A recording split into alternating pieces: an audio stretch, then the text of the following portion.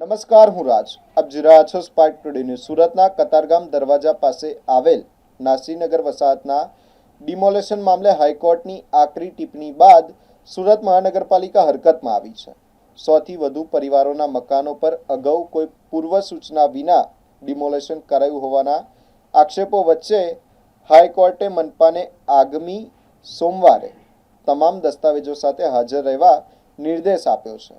આ દરમિયાન ઘરવિહોણા બનેલા અસરગ્રસ્ત પરિવારો માટે ભરીમાતા કોમ્યુનિટી હોલમાં વૈકલ્પિક રહેઠાણની વ્યવસ્થા કરવામાં આવી છે. ત્યાં લાઇટ, પાણી અને શૌચાલય જેવી મૂળભૂત સુવિધાઓ પણ उपलब्ध करवामा આવી રહી છે. मेरा नाम जावेद शाह है। 28 दिन के बाद जो डिमोलिशन हुआ भूतिया डिमोलिशन नासिर नगर में, उसको 28 दिन हो चुके हैं। अभी हाई कोर्ट में हमारा मैटर चल रहा है। हाई कोर्ट के आदेश के बाद सूरत महानगर पालिका जागी है और हमें यहाँ पे भरी माता रोड के ऊपर कम्युनिटी हॉल दिया गया है, बट यहाँ पर किसी चीज़ की कोई सुविधा नहीं है। यहाँ पर हम सुबह में आए थे तो यहाँ पर ना पंखे चालू थे, ना लाइट वगैरह चालू थी। अभी जस्ट 10-15 मिनट पहले सब लाइट वगैरह चालू करके बंदे गए हैं। और इसी तरह दूसरी बात ये है कि यहाँ पे टॉयलेट बाथरूम जो है उसके अंदर ना पानी है, वहाँ पे नल टूटे हुए हैं, यहाँ तक के पीने का पानी भी लोग रख के नहीं गए। इतनी ख़राब हालत है यहाँ पे। तो हमारे तो बस यही कहना चाहिए कि हमारे को सब सुविधा दे दे। मेरा नाम समीमा खातून है। मैं नासिर नगर में 50 साल से रहती हूँ और मेरा घर आकर के तोड़ दिया और हम लोग को नहीं बोला कि जाओ म्यूनसिपाल्टी जाओ, वहाँ जा करके अर्जी करो तो थोड़ा दिन के लिए रुक जाएगा घर। हम लोग म्यूनसिपाल्टी गए और इधर घर तोड़ दिया और हम लोग के बच्चे सब जो थे, बहू लोग अपना बच्चे ले लेकर के बाहर भागे और हम लोग म्यूनसिपाल्टी में थे। आए तो देखे तो जहाँ घर टूटा हुआ। अब हम लोग का रहने का ठिकाना नहीं है, बरसात भी है। 28 दिन से कैसे हम लोग मलबे पे सो रहे, छोटे छोटे बच्चे को लेकर के मलबे पे सो रहे। ऊपर सोऊंगी तो छत पे से गिर जाऊंगी और 3-3 रूम मेरा पूरा टूट गया है। हम लोग 3-3 परिवार है, सब बच्चे लेकर के जितने हैं आजू बाजू सब रोड पे सो रहे हैं।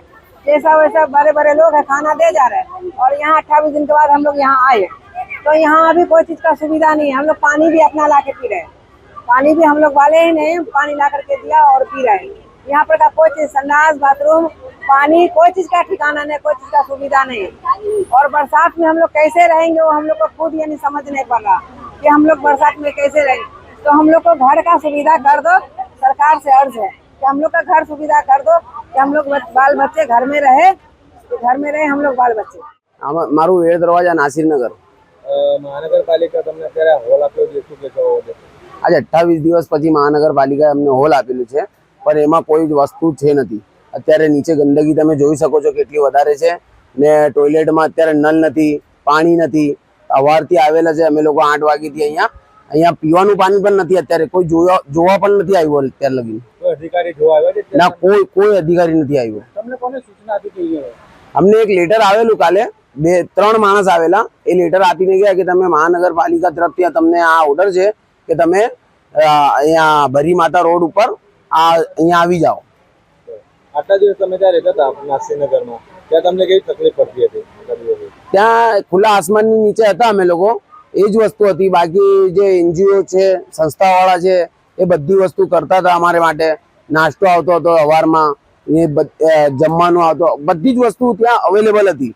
અહીંયા કોઈ વસ્તુ છે નથી ને કોઈ જોવા માટે આવતો નહીં. હોલ તમને રહેવા આપી દીધું, હવે બીજું કઈ પ્રકારે જોવું જોઈએ? હવે અમારું તો એક જ માંગ છે, અમને એવી બધી વસ્તુ જોઈએ ને અમને ઘરના બદલે ઘર આપી દે, એ જ સારું થાય, બીજું કંઈ નહીં.